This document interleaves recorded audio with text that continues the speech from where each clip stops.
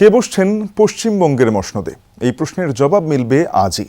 নতুন মুখ্যমন্ত্রী নির্ধারণে স্থানীয় সময় বিকেল ৩টায় ২০৭ নতুন বিধায়কের সাথে রুদ্ধদ্বার বৈঠক করবেন কেন্দ্রীয় স্বরাষ্ট্রমন্ত্রী অমিত শাহ।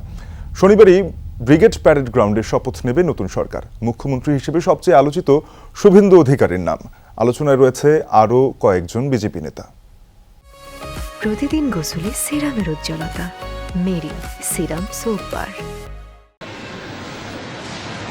পশ্চিমবঙ্গের মুখ্যমন্ত্রী নির্ধারণে কলকাতায় কেন্দ্রীয় স্বরাষ্ট্রমন্ত্রী অমিত শাহ। বিমানবন্দরে তাকে বরণ করে নেন রাজ্য বিজেপির শীর্ষ নেতারা। এর আগে কলকাতায় পৌঁছান ওড়িশার মুখ্যমন্ত্রী মোহন মাঝি। অমিত শাহর পাশাপাশি বাংলার নতুন শাসক নির্ধারণের দায়িত্ব পেয়েছেন তিনিও।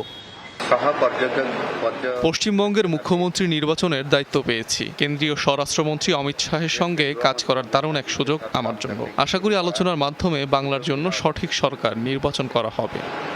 বাংলা বিজয়ের পর থেকে সরকার গঠনের তোড়জোড় চালাচ্ছে বিজেপি। বিশ্ব বাংলা কনভেনশন সেন্টারে বিকাল ৩টায় নবনির্বাচিত ২০৭ বিজেপি বিধায়কের সাথে বৈঠকে বসবেন অমিত শাহ ও মোহন মাঝি।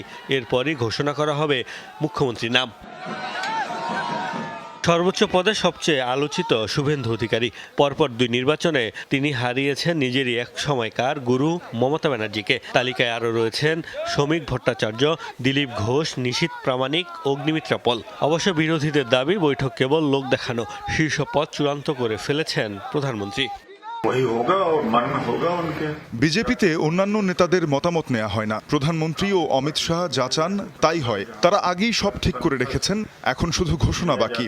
বিহারেও অনেক হেভিওয়েট নেতার নাম আলোচনায় ছিল, অথচ তারা এমন একজনকে বেছে নিয়েছে যার নাম রাজ্যের অনেকেই শোনেননি। শনিবার সকালে ব্রিগেড প্যারেড গ্রাউন্ডে অভিষেকের জমকালো আয়োজন।